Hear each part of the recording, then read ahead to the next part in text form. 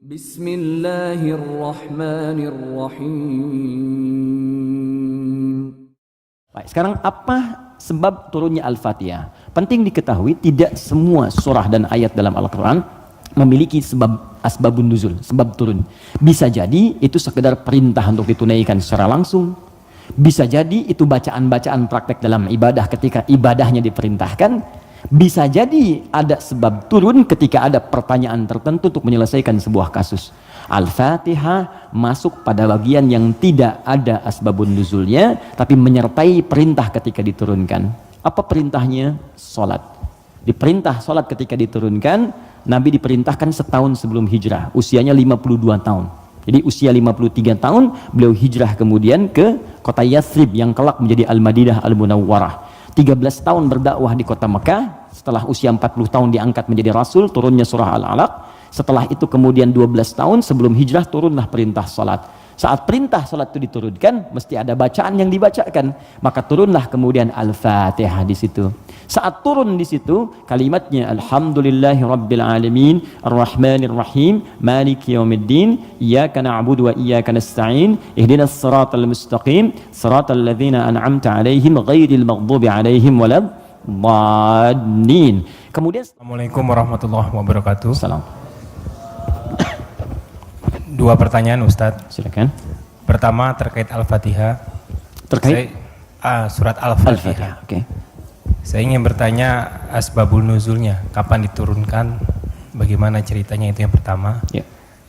Yang kedua, di padang mahsyar nanti. Saya membaca beberapa buku bahwa kehidupan di padang mahsyar nanti itu ada yang mengatakan 30.000 tahun, ada yang mengatakan 50.000 tahun. Bagaimana nasib kita itu? Tadi sempat Ustadz kutip sedikit. Saya ingin mendapatkan penjelasan bagi orang-orang mukmin khususnya yang ada di dunia ini, apalagi di zaman yang penuh fitnah ini, yang amannya bagaimana untuk menghadapi nanti itu. Terima kasih. Assalamualaikum warahmatullahi wabarakatuh. Oke. Pertama, asbabun nuzul, sebab turunnya surah Al-Fatihah. Saya berikan sedikit dulu informasi. Jadi ada dua jenis asbab di dalam fikih Islam. Kalau asbab itu terkait dengan turunnya ayat, asbab itu sebab. Jadi sebab itu bahasa Arab asalnya, diserap ke bahasa Indonesia menjadi sebab. Sebab turunnya Al-Quran disebut asbabun nuzul. Kalau sebab munculnya hadis disebut asbabul wurud. Maksudnya asbabul wurud namanya. Misal, pernah dengar hadis tentang isbal? Isbal itu pakaian yang melebihi mata kaki. Nah, itu apa sebabnya Nabi berkata hadis itu? Sebabnya apa? Nah, sebab namanya asbabul wurud. Dari pengetahuan sebab ini kita akan melihat sebuah kesimpulan hukum. Jelas ya? Baik, sekarang apa sebab turunnya Al-Fatihah? Penting diketahui tidak semua surah dan ayat dalam Al-Quran memiliki asbabun nuzul, sebab turun. Bisa jadi itu sekedar perintah untuk ditunaikan secara langsung. Bisa jadi itu bacaan-bacaan praktek dalam ibadah ketika ibadahnya diperintahkan. Bisa jadi ada sebab turun ketika ada pertanyaan tertentu untuk menyelesaikan sebuah kasus. Al-Fatihah masuk pada bagian yang tidak ada asbabun nuzulnya, tapi menyertai perintah ketika diturunkan. Apa perintahnya? Salat. Diperintah salat ketika diturunkan. Nabi diperintahkan setahun sebelum hijrah, usianya 52 tahun. Jadi usia 53 tahun beliau hijrah kemudian ke kota Yathrib yang kelak menjadi Al-Madinah Al-Munawwarah. 13 tahun berdakwah di kota Mekah. Setelah usia 40 tahun diangkat menjadi Rasul, turunnya surah Al-Alaq. Setelah itu kemudian 12 tahun sebelum hijrah turunlah perintah salat. Saat perintah salat itu diturunkan, mesti ada bacaan yang dibacakan. Maka turunlah kemudian Al-Fatihah di situ. Saat turun di situ, kalimatnya Alhamdulillahi Rabbil Alamin, Ar-Rahmanir Rahim, Maliki Yawmiddin, Iyyaka na'budu wa iyyaka nasta'in, Ihdinas siratal mustaqim, siratal ladzina an'amta 'alaihim ghairil maghdubi 'alaihim waladdallin. Kemudian setelah turun digunakan dalam salat. Saat hijrah ke Yathrib yang kelak jadi Al-Madinah Al-Munawwarah, tiba-tiba si kecil namanya Abdullah, anak laki-lakinya Abbas paman Nabi, beda 3 tahun usianya dengan Nabi. Abbas, anak laki-laki Ibnun, Maka sering disingkat Ibnu Abbas. Ibnu Abbas nama aslinya Abdullah. Ingat teman-teman, saya berikan rumus sedikit ya. Kalau Anda belajar hadis, menemukan kalimat Ibnu Omar, Ibnu Abbas, itu nama aslinya rata-rata Abdullah. Kenapa dihapuskan nama anaknya dan disebut kemudian nasab ke bapaknya untuk memberikan inspirasi kepada orang tua di masa datang bahwa begini cara mendidik anak seperti Nabi mengajarkannya. Jadi kalau anak itu kemudian beramal, orang tua dapat pahalanya. Ya, teman-teman kenal Ibu Umar bin Khattab? Bagus. Oke, baik. Belum ditulis dah kelihatan. Kenal Umar bin Khattab, luar biasa. Hari ini spesial. Gak apa-apa, Mas. Saya selesaikan. Datang sendiri, ngajar sendiri, nulis sendiri, ngapus sendiri. Jamaah tinggal nanya, lihat masuk surga, enak banget.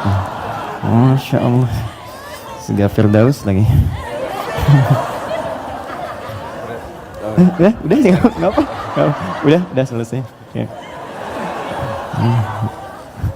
Mudah nantum ke surga juga. Insya Allah. Canda ya, mudah-mudahan nyata. Oke, fokus. Di sini, fokus baik-baik. Yuk. Tadi kita katakan Abdullah misalnya, Ibnun itu anak laki-laki, nggak pakai ini, nggak pakai kepala, gini, Ibnun. Disingkat jadi bin. Bin itu anak laki-laki. Ya, dibuang ininya jadi bin, dipindahkan harakatnya ke sini. Jadi asalnya begini, Ibnun. Kasrah itu sesuatu yang pecah, kecil. Bunyinya lembut, gitu. Ya, makanya perempuan seringkali menggunakan kasrah. Anta, tapi perempuan anti. Ka, perempuan ki. Jazakallah khair. Semoga Allah berikan kepada Anda pahala. Ka itu untuk laki-laki. Jazakillah khair itu untuk perempuan. Awas ya, akhwat, penting itu diketahui. Karena saya pernah mengajar pakai batik, pakai peci. Setelah selesai, Ustaz terima kasih memberikan pengajaran. Jazakillah khair gitu ya. Saya masih pakai peci itu. Ya nggak apa-apa lah gitu. Oke. Nah, ibnatun perempuan. Ibnatun anak perempuan.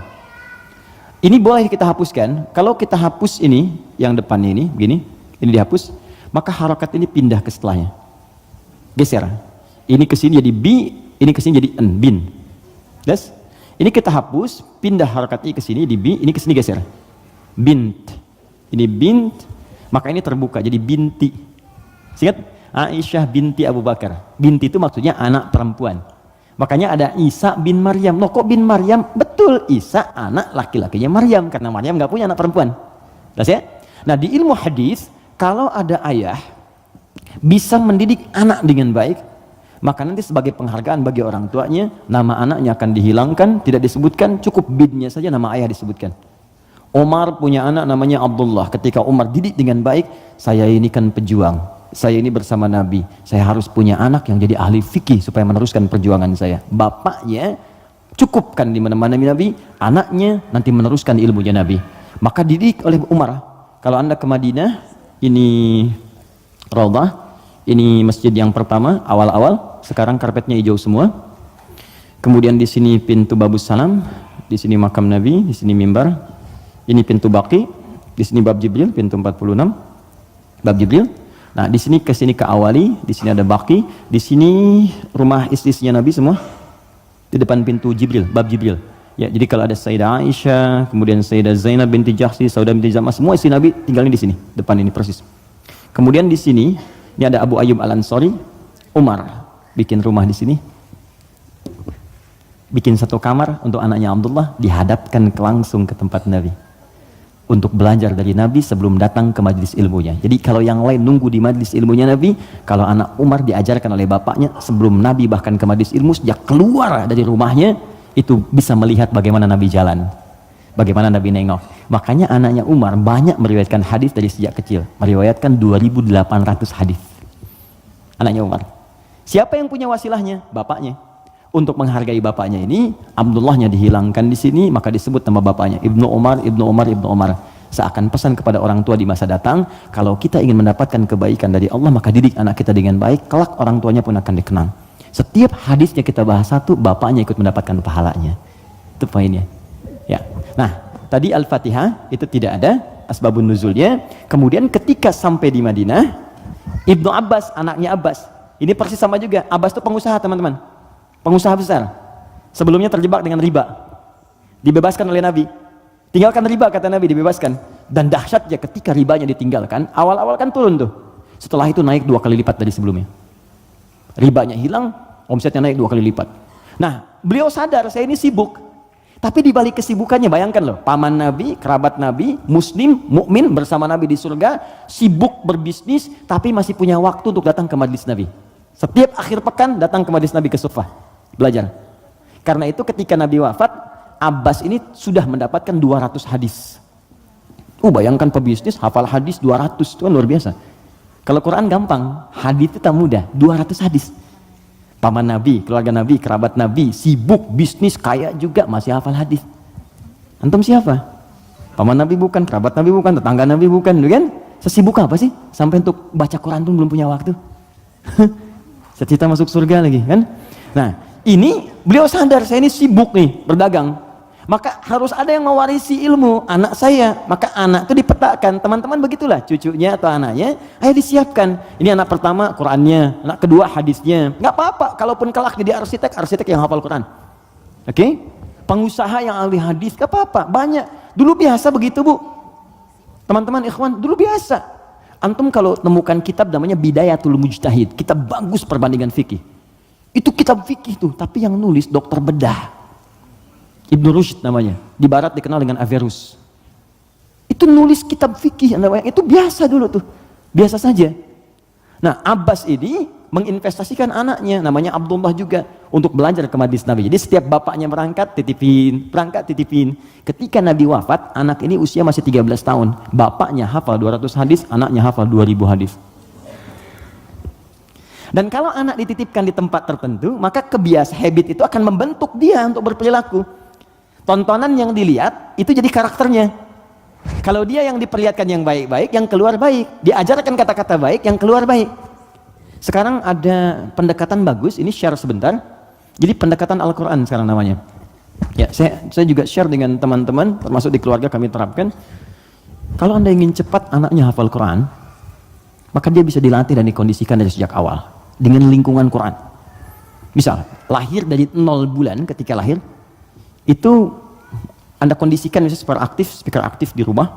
Ya, dalam setiap 1 bulan dia dengar 1 juz. Bacakan aja 1 juz setiap 1 bulan, tapi jangan acak ya, terurut.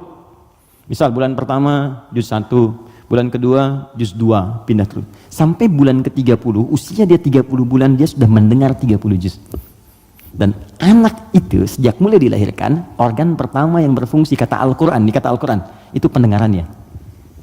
Al-Quran langsung mengatakan itu pendengarannya. Jadi ketika dia 30 bulan dia sudah mendengar 30 juz. Itu sepakat dan sudah melalui research di sini, dia hanya butuh 6 bulan untuk menjadi penghafal Quran yang sempurna. Di usia 3 tahun sudah hafal Quran 30 juz. Ini yang diterapkan orang tuanya Fajar. Beliau pengen bacakan sendiri, begitu dikasih ASI, bacain 1 juz. Begitu usia 3 tahun, kalimat pertama yang keluar di lisannya adalah ayat-ayat Quran. Dipanggil Ustadz untuk mengecek, ternyata Allahu Akbar, 4 tahun sudah 30 juz. Terakhir kami ketemu sedang menghafal tafsir. Dan divonis lumpuh otak. Anda bayangkan, lumpuh otak hafal Quran 30 juz. Dan di mana Anda pada saat ini? Ya, kembali ke sini. Dia bertanya, Mas Primus, apa pertanyaannya? Ya Rasulullah, karena dia terbiasa dengan taklim, jadi dunianya masuk. Ya Rasulullah, kenapa Allah nggak turunkan 1 ayat yang bisa membatasi antara surah 1 dengan surah yang lainnya? Karena dulu masih nyambung, Al-Falaq nyambung ke An-Nas, sebelumnya Al-Ikhlas. Jadi orang nggak tahu pembatasnya di mana, walaupun dibacakan oleh Nabi. Maka diturunkanlah kemudian Bismillahirrahmanirrahim. Ya, karena pertanyaan anak kecil itu. Dijawab kemudian. Ibnu Abbas tuh sering bertanya, turun jawaban. Al-Baqarah 189 itu turun karena pertanyaan Ibnu Abbas. Ya Rasulullah, kok bulan bentuknya robah-robah, kemarin sabit, sekarang setengah, sekarang bulat betul, kenapa begini? Kenapa jadi ahillah turun? Yas'alunaka 'anil ahillah. Masya Allah. Qul hiya mawaqitu lin-nasi wal hajj. Ibnu Abbas yang tanya, turunlah Bismillahirrahmanirrahim. Sejak turun Bismillahirrahmanirrahim itu, maka Nabi membaca Al-Fatihah dengan 3 cara.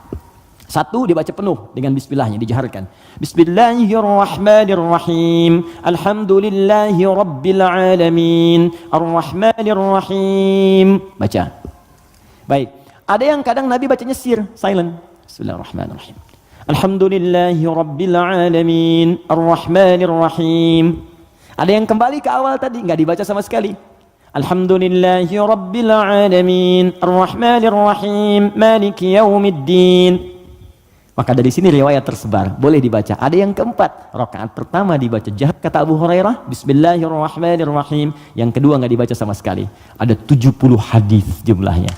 Maka disimpulkan oleh para ulama, cara membaca Al-Fatihah disepakati dituliskan di mushaf Bismillahirrahmanirrahim. Bismillahnya bisa dibaca dengan 4 cara.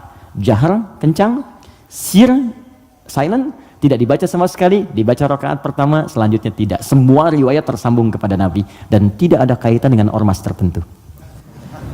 Oke? Karena saya pernah tugas di Mekah 2010 menyambut jemaah haji. Begitu datang depan Masjidil Haram, Isya imamnya Syekh Sudes. Ya, kan di situ mazhabnya Hambali, jadi disirkan. Bismillahirrahmanirrahim. Alhamdulillahi rabbil alamin. Komentar pertama makmumnya, "Oh, iki imamnya Muhammadiyah tuh." Muhammadiyah cabang Masjidil Haram Anda bayang. Ketuanya Syekh Sudes.